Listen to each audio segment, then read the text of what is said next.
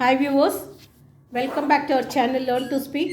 Today we are going to see types of carts.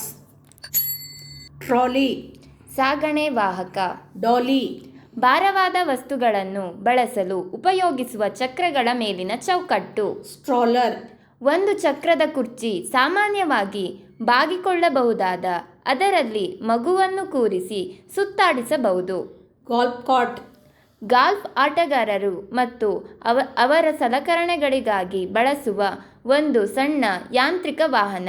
luggage cart, ಪ್ರವಾಸಕ್ಕಾಗಿ ವೈಯಕ್ತಿಕ ಸಾಮಗ್ರಿಗಳನ್ನು ಹಾಕುವ ಸಾಮಾನು ಬಂಡಿ. bar cart, ಮದ್ಯದ ಅಂಗಡಿಯಲ್ಲಿ ಬಳಸುವ ಬಂಡಿ. utility cart, ಉಪಯುಕ್ತತೆ ಬಂಡಿ. pallet jack, ಹಿಡಿಯುಳ್ಳ ಚಪ್ಪಟೆಯಾಕಾರದ ಭಾರ ಎತ್ತುವ ಯಂತ್ರ.